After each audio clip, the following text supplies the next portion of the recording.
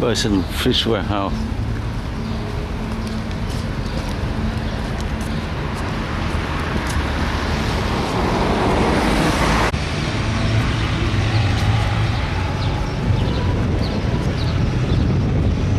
Đang là chụp cái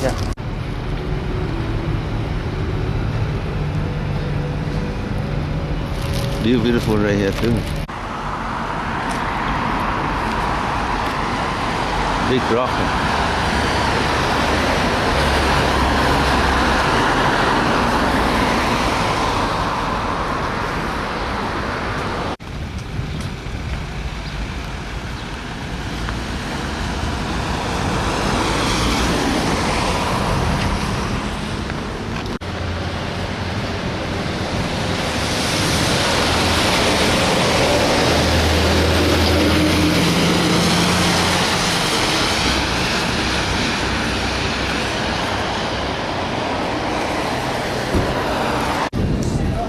Oh, and moving already.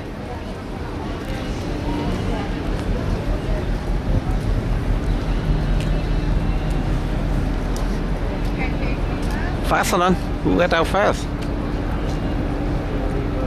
Vielleicht werden sie da auch ein bisschen gefüttert. Bye bye, Benja. I think they said that we're gonna go under that bridge. Huh? I think they said they were gonna go under that bridge. Yeah. This morning they do. Winkt ihr da was? Ich sehe es nicht. Aber es ist Bye bye, Benja. Bye bye, Norway. Weil Balkon, das ist ein Balkon. Ja, so, ja.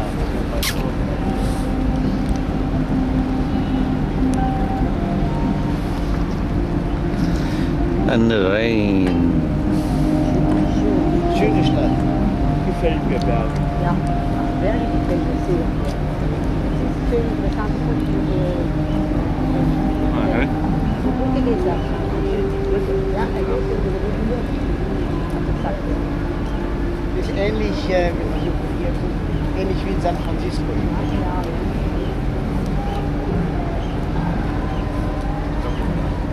Ich könnte jetzt so gehen. Bye bye. Oh, yeah, I see it on top, Don. Don, What? on top, the mountain. there. Yeah. Right here, we go over here this morning.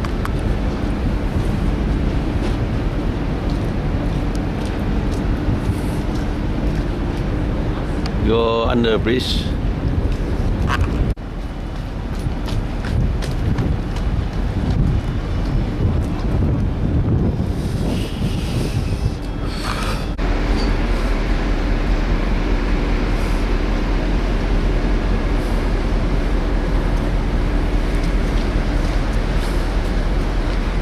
Oh, what reach the bridge down? Yeah, I could go under it.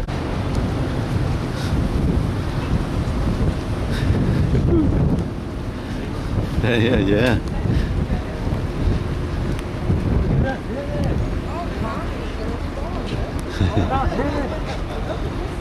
It's gonna hurt. Your head, watch your head. Oh man. I see Jimmy then. Jimmy almost hit it. Oh, right here.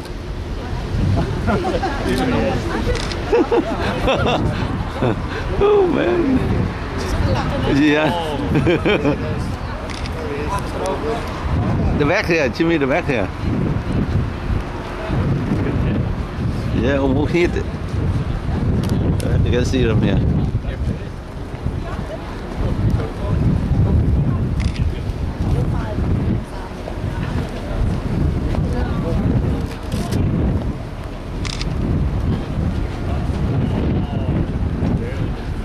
Miss it?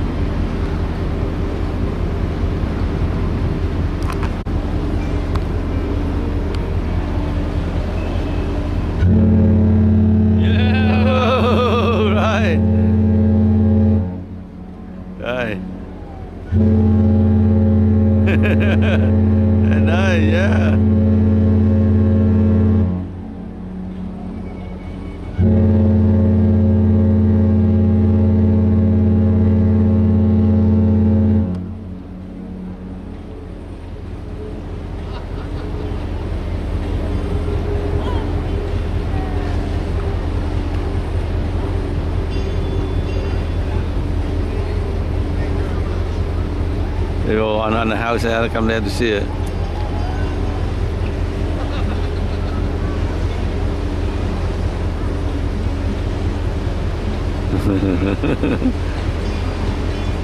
Come see the house, the both living, and the house upstairs too.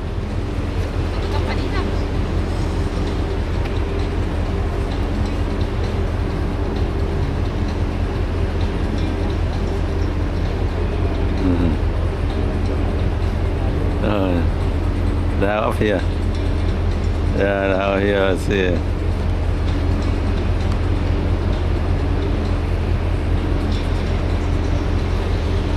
So over here, no one see it.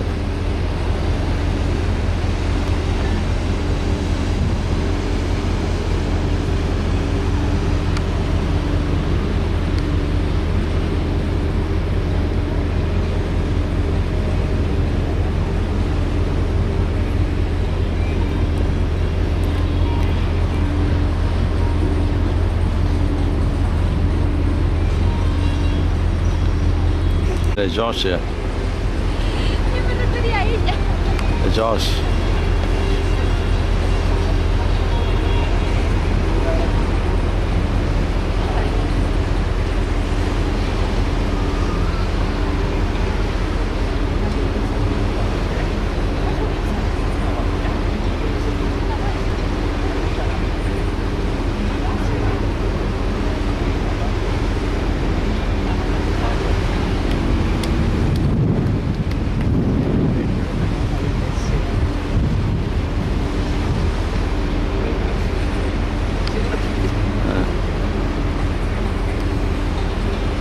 Yeah, Josh.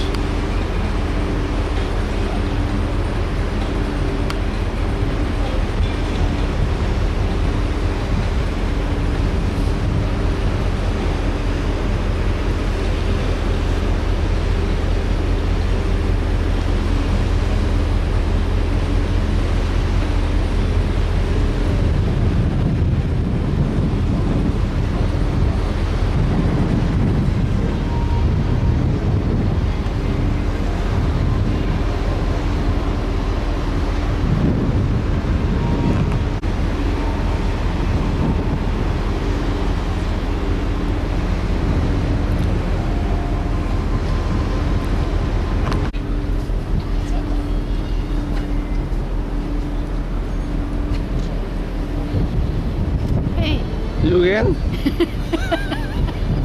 Oh, you everywhere, huh? It's one more days. Another, yeah. You fly the same day? Yeah, yeah, when I come back, yeah, Oh. same day. Okay. So you, this morning you go to the mountain and go down here, that's all? Yeah, Your tour did not bring you somewhere else? just sightseeing.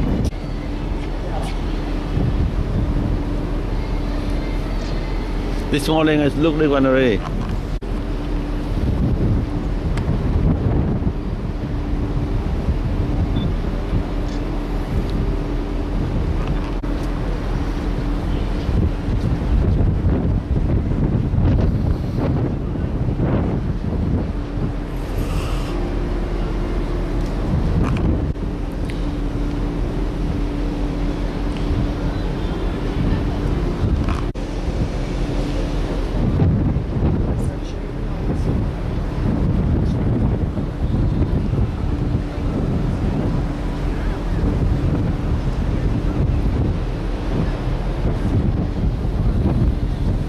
Martin from Jamaica.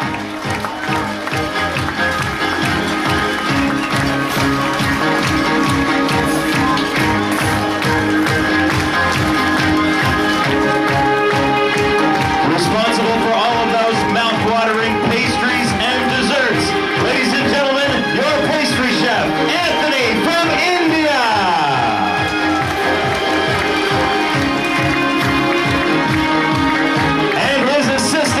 Your assistant,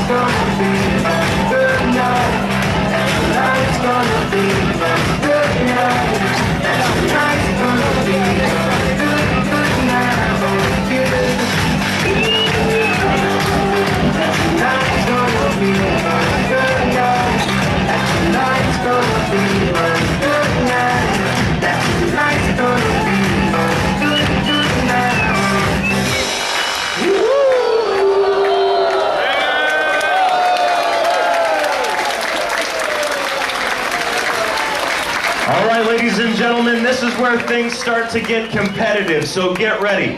If you feel that you've had the best waiter, assistant waiter, and sommelier afloat, you need to let them know right now!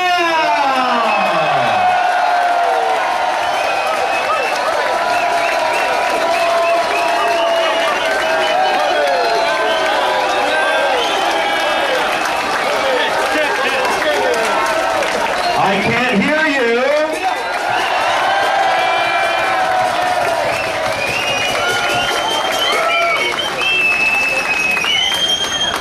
Wow, it looks like another 70. Hey! 3 cheers for the finest and friendliest culinary and restaurant team on the high seas! Hip hip! Hip hip! Hip hip! Ladies and gentlemen, Celebrity Cruises is known around the world for many things, including the finest quality cuisine at sea and world-class service. Representing over 50 nationalities, our entire culinary and restaurant team would like to thank you for joining us and hope that you've enjoyed your culinary experience as part of your onboard celebrity life. We thank you for your smiles, we thank you for your stories, we thank you for your compliments, but most of all, we thank you for your time, for spending your vacation with us here in our home, and your new home away from home, the beautiful Celebrity Constellation.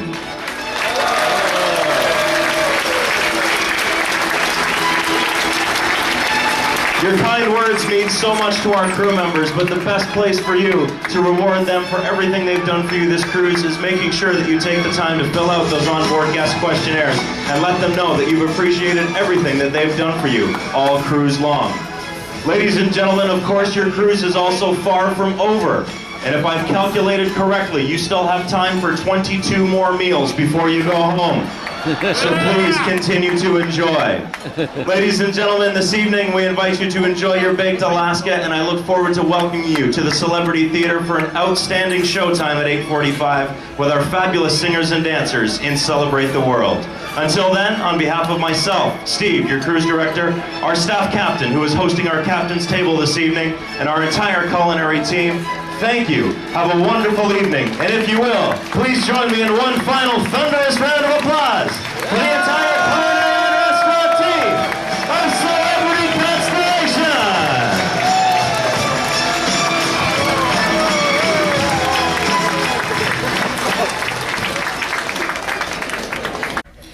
Today, Sunday, 24th, 2012. So the sunrise at 4:30 a.m. sunset at 10:16 p.m. We are at the sea, so we are heading to the Amsterdam. So tomorrow we will fly back home. Fly home at 10:50 a.m.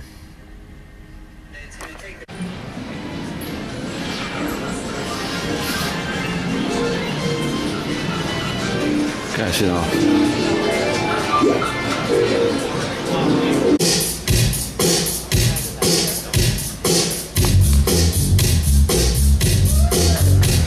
Get it! Mày có chết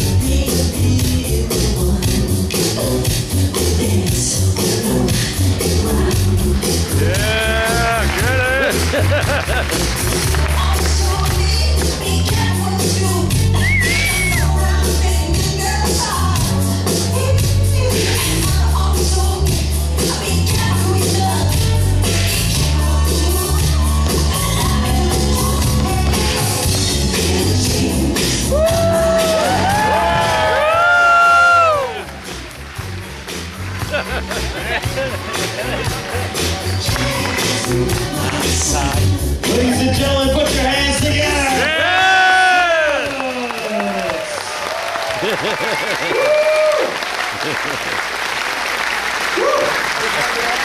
I told you we had some moves.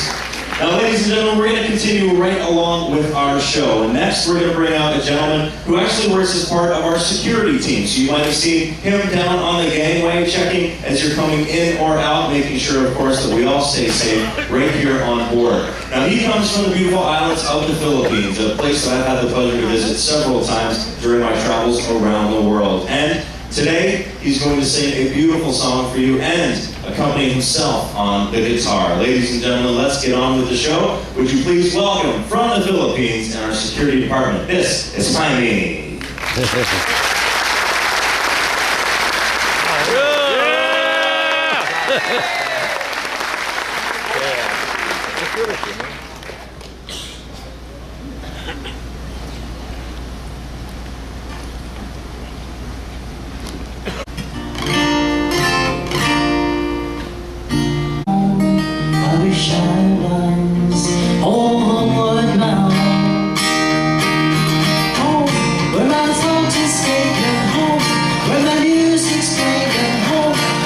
Cigarettes and magazines, and it sound looks the same to me. The movies and the factories, and every stranger's face I see reminds me that I long to be homeward bound. I wish I was homeward bound,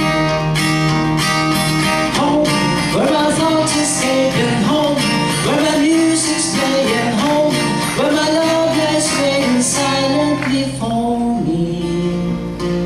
Tonight I'll sing my songs again and play the game. National host Michael, and from Belgium, our activity staff, Bart's.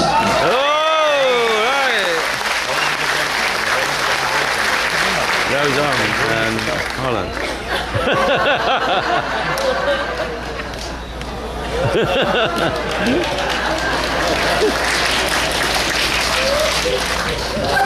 Oh, right.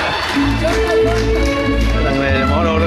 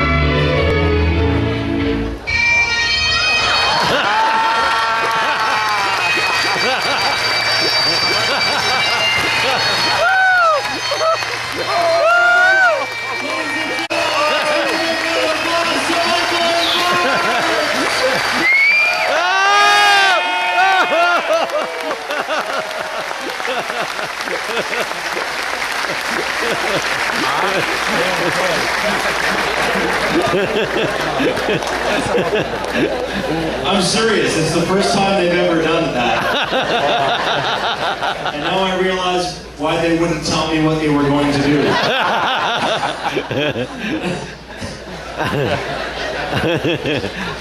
So what do you want to do now?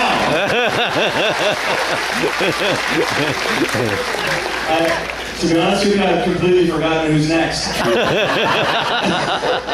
Oh, okay, no, I remember. All right, another gentleman that comes from the Philippines and works as part of our beverage team here on board. So you may recognize him from some of our lounges around the ship. Back to sing another fantastic song for you.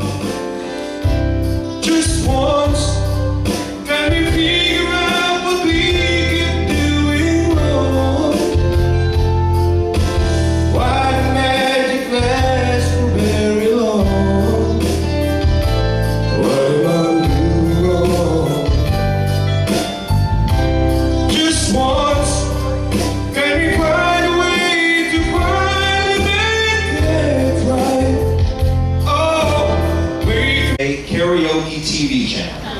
In every home, everywhere in the country, and that's why they all just grow up singing. It's so fun. Now, ladies and gentlemen, right now, we're going to bring up a very special performance because as part of our Celebrity Life Activity Program, we have a program called The Free Dance, which not only is a fun dance class, but raises money for the Breast Cancer Research Foundation. And this cruise, some of your fellow guests have been taking.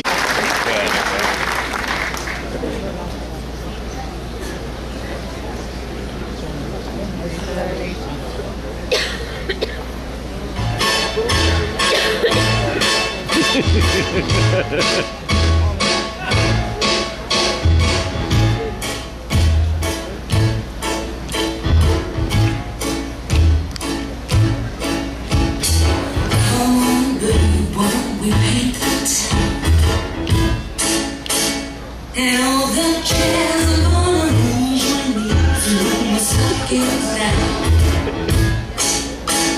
And all that jazz, sweat the car, I know we won't be stopped. Well, the journey is cold, but the feeling's hot. It's just a noisy hall where there's a nightly brawl and all that jazz.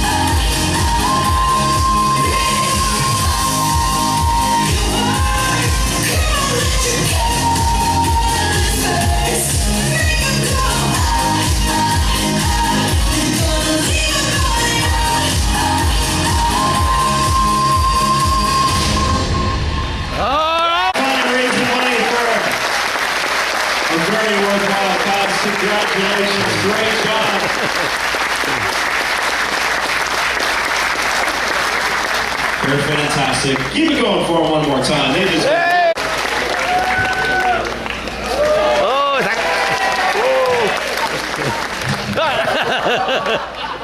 Thằng ấy cái cửa ấy không? I make it purpose. Wonderful morning, ladies and gentlemen. How are you this morning? Nice to see you once again. Yeah! I'm enjoying you so far.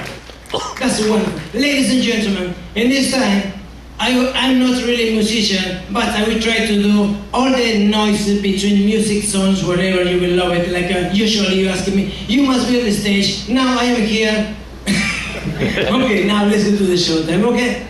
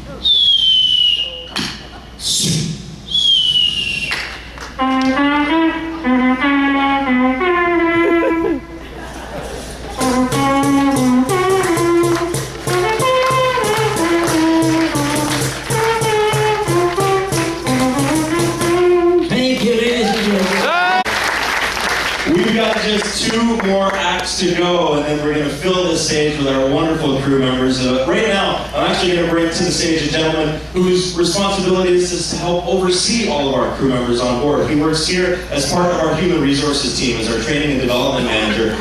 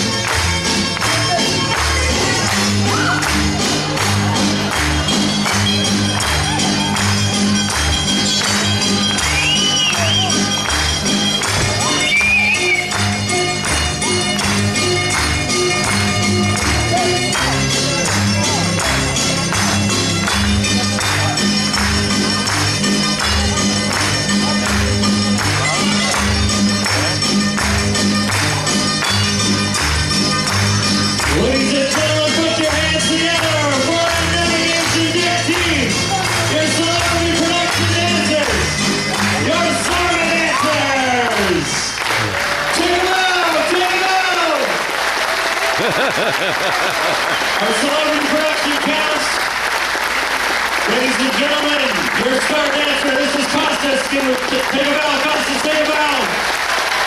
Yeah! For our navigation team, Salvas, take a bow, Salvas, take a bow. Yeah! For our navigation team, it's his birthday, Marius. Yeah! And ladies and gentlemen, overseeing all the safety and security on board, it's also his last day before vacation. Our incredible staff. Captain Christos, give him a big round of applause. Thank you, gentlemen. Did you have fun with our crew this morning? Yeah! Well, ladies and gentlemen, of course, now we get the opportunity to do something very special and bring to the stage as many of the almost 1,000 crew members. Here, let them see it. Ladies and gentlemen, coming directly through the audience. The Fabulous Celebrating from all over the world. To truly make sure that you have a memorable experience every single day. We begin with the men and women of our housekeeping department, taking care of not only your state rooms, but all of our public areas. Keeping it clean, keeping it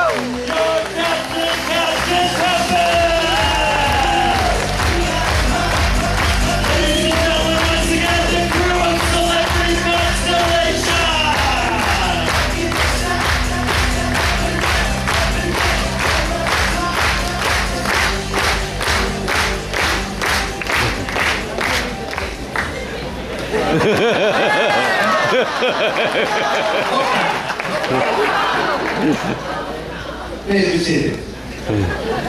Good morning. Morning. Steve, you said that we had 30 days cruise. It took just a couple of days with all this day lively. Did you enjoy the show? Yeah.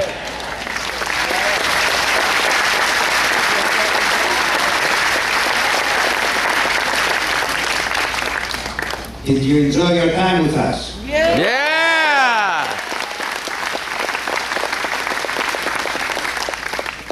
Ladies and gentlemen, if you remember that welcome on board toast, I was, and still are, very proud of celebration of the Celebrity Constellation Crew. And I would like to introduce to you each and every one of the crew members. But then you would miss the show. Today you had the opportunity to enjoy the show, as you told me. And now it gives me a great pleasure and pride to give you the compliment of Celebrity Constellation. All right.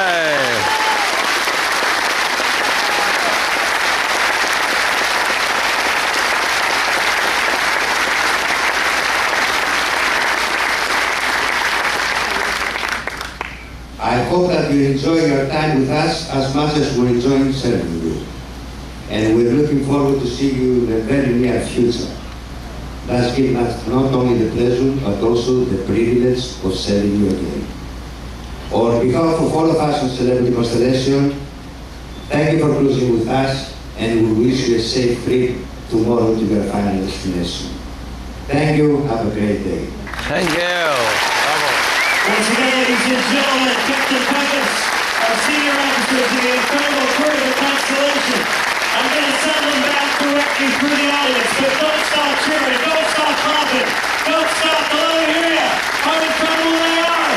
Once again, the crew of the Constellation! Back to work, but don't stop. Let them hear you, ladies and gentlemen. Back with the crew as we send them back to work, that's right. They are absolutely fantastic. Thank you. Thank you. We've stopped an incredible day coming your way. Your vacation is far from over. Continue to enjoy the wonderful opportunities you have here on board for the rest of the day. Thank you to our marvelous crew. And thank you for being here.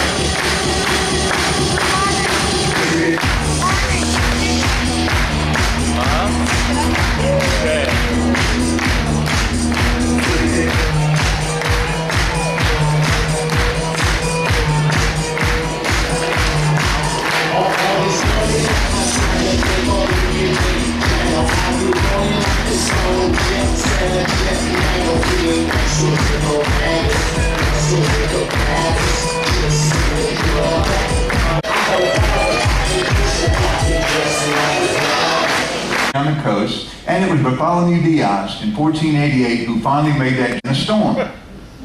Called it the Cabo das Tormentos, the Cape of Storms. Well, he came back to his king up here in Portugal, and he told him, he said, there is a finite end to that previously unknown continent that we can go around there. But it was so horrible, he said, I call it the Cabo das Tormentos.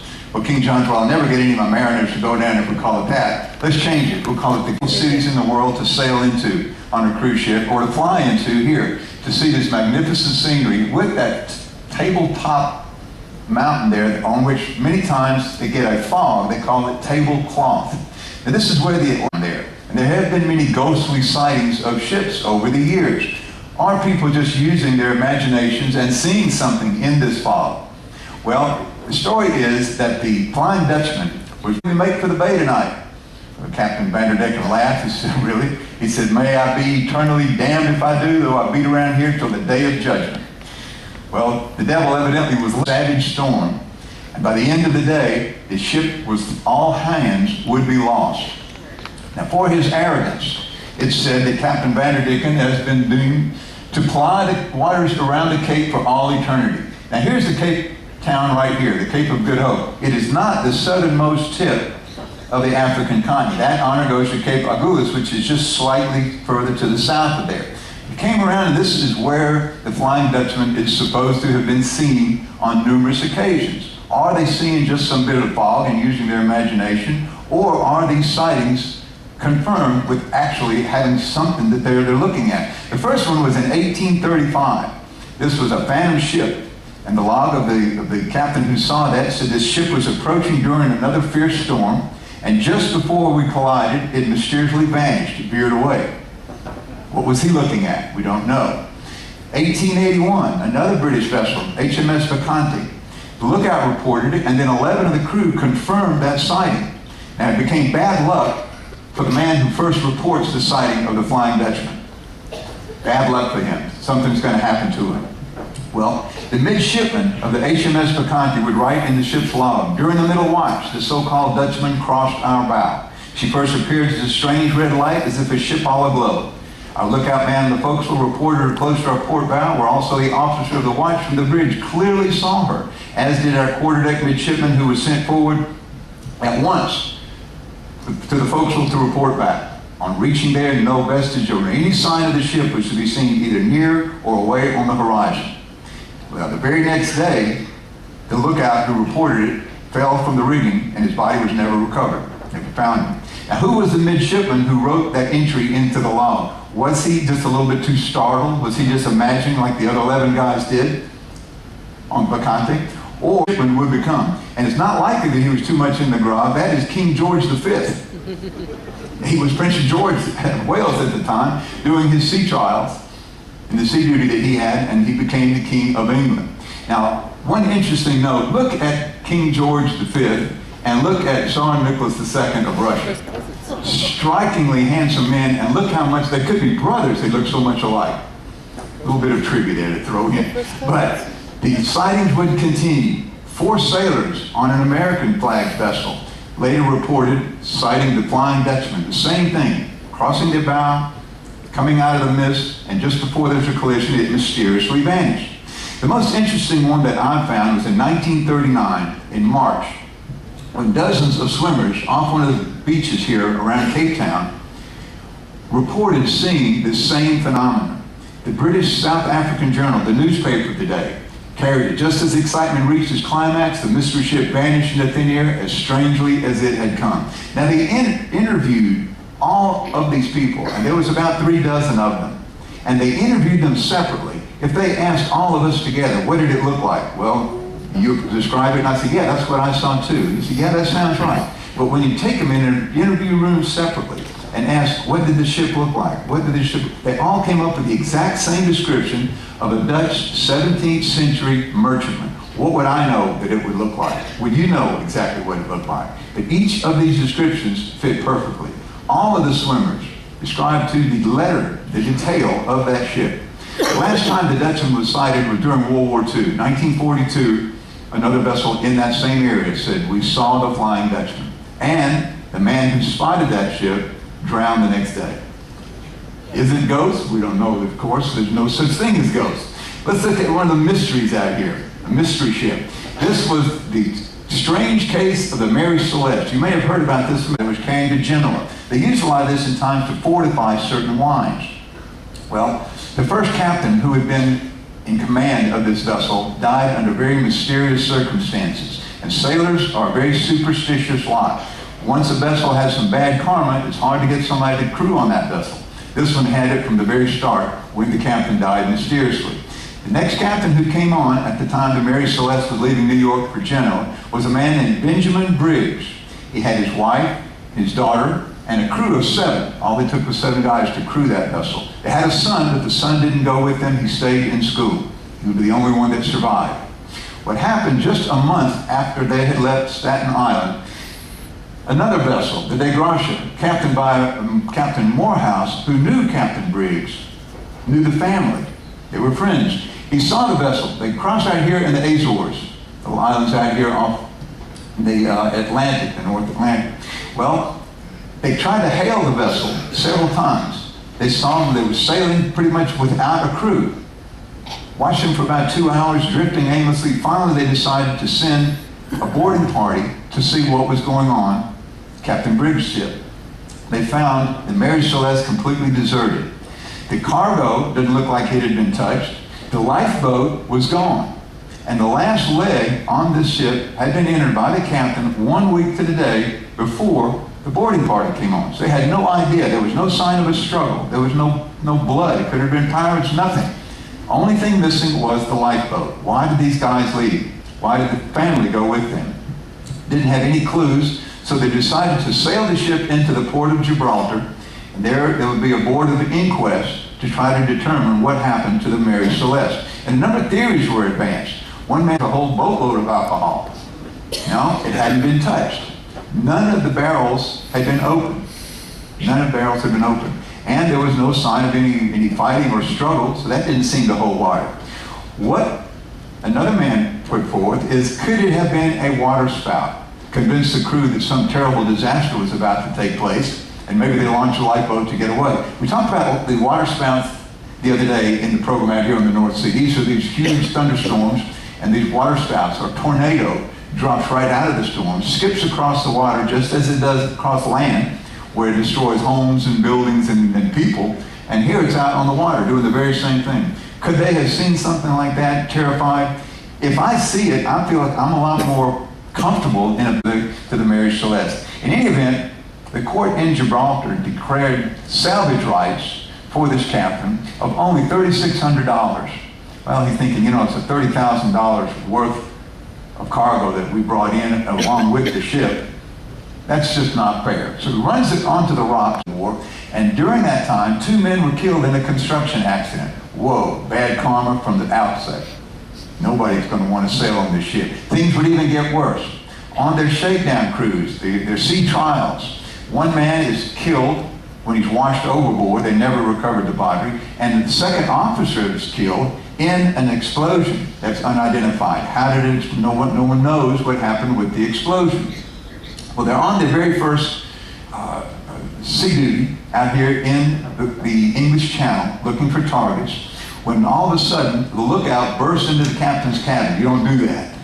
You do not do that. Captain, what's the meaning of this? The lookout is white. He's seen a ghost. He said, we're investigating, talking to each of these people whose claims voyaged to the New World. The Nina, the Pinta, the Santa Maria. His flagship was the Santa Maria. That's the one he was on. There were 2 brothers, Vicente and Martin Pinzon, who were captains of the other 2 ships, the Caravels. They all 3 men. No one at the helm of my ship. How is it that for a full 14 hours and 90, he left to go south, to South America, and he's going to investigate to see if there is some type of a waterway connecting the Orinoco with the Rio Negro. The Rio Negro and the Rio Solimoes come together at Manaus, creating the main. One also that you may have heard about, because it got a lot of publicity, was the strange tale of the Orang Medan. Orang Medan is the man of Medan. Orangutan, a little ape-like creature in Indonesia, man of the forest. This is man of Medan. 1947, just 2 years after World War II had ended, 2 American vessels in Southeast Asian waters were getting a distress call from the radio operator of the Orang Medan. He's screaming. And the radio operator has got to be the guy who keeps his cool no matter what's happening. Rating a distress call saying that the crew is being killed. Then there's garbled transmission. He can't understand what he's saying. There's just this frantic screaming and screaming. And finally, his last transmission was, I died. That's the last they heard. Well, the Silver Star in the city of Baltimore sent then a rescue party or a recovery party, you know what it was going to be, to board the ship. They found all of the men in the crew on their backs dead, pointing skyward with horrible, grotesque positions they were in, and like they were screaming, pointing at something, didn't know what. Their eyes were open. Even the dog was dead. Everybody had died. What happened? They didn't know. Didn't have a clue. There were no signs of an attack or anything. There was no blood. But all these men were dead, lying, pointing with their hands pointing skyward, mouths open. No signs of injuries. Well, they decided they're going to tow the ship in and held an inquest to see what possibly could have happened to this entire crew. While they're doing that, a fire breaks out on the ship below the decks. There's an explosion, and these guys were very lucky to get off before the whole ship just blew up, taking all of the secrets of the Orang Medan to the bottom of the sea. Well, they decide to hold an inquest anyway. There's no vessel. What could have happened to the men on board this vessel? One of the chemical substances, this is right after World War II, Could seawater have gotten into the hole, reacted with these, and released some kind of toxic gas that killed everybody? But would this salt water then be what could cause the explosion, cause the ship to completely tear itself apart? And why were the men lying, looking skyward, their mouths open with these terrified expressions on their faces? No one had an answer. The paranormal people said, what if it's the UFOs? And they're saying all the little green men and these other different types of when you don't have a concrete explanation, we start looking for anything to try to explain what we don't know. And that's what was happening here. Then there's a case of a very haunted ship in the American naval fleet, the USS Hornet. This is one of the most decorated naval vessels in the American fleet in World War II. In 1942, it was part of the Battle of Midway, the turning point of the fight in the Pacific. 27 years later, in 1969, it was the vessel that plucked Apollo 11 crew, Neil Armstrong and the guys who served the first man to walk on the moon, went around. There's stories of people hurting, people who are talking here, closing and opening, just like the German Navy sent the Lutheran priests to exercise the UB-65. Later, it would go out of service. During that time, it would acquire, and is still acquiring, a name as a very haunted ship. It left service in 1967, just 1 year after there was a devastating fire on board that killed a number of people, including a 17-year-old named John Peddler. Now, the museum, which the ship is today, still operated as a museum in Long Beach, California, has a number of docents and museum people who take people on tours. When they hear strange cries coming frantically from John Peddler's cabin, what's happening here? Is this the ghost of John Peddler still continuing to scream out after he was killed in his cabin? When they run down there to find out what it could be, they open the door and it's scalding hot to the touch. They've been burned. What's happening here? Is it his ghost? Is it somebody making up this stuff? No such thing as ghosts, right? Well, they're so sure that something is happening that they installed what they call the ghost cam on the vessel. They put it around the first-class pool to see if something is walking around out there. And guess what? They have found footprints, child-sized footprints, when there's no one around to make them around that pool. Somebody getting in and out of the water? How come we don't see them? Psychics were called in to investigate, try to give us some clue, some reason why this might be happening. Well, it could be a changing cubicle, or just a portal to another entrance to a parallel universe. What's going on? Another dimension? Nobody knows. But that little camera is still recording something going on. A lot of strange, unexplained things that we just don't have the ability to put our fingers on right now. The Bermuda Triangle is one of them. Sometimes it's called the Devil's Triangle. And it's this triangle between Miami, Bermuda, and down here in Puerto Rico. This bit of ocean in which there are a number of unexplained happenings that have taken place over the years.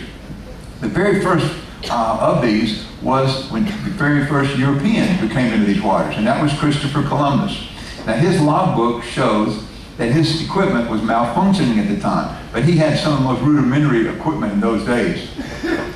Very, very crude stuff. Today, however, with all the space-age wizardry that we'll have on decks here in the navigation lounge up here, you will see sophisticated equipment still having these problems, starting to go haywire. What's going on? The same thing takes place about 600 miles south of Tokyo Bay in what's called the Devil's Sea.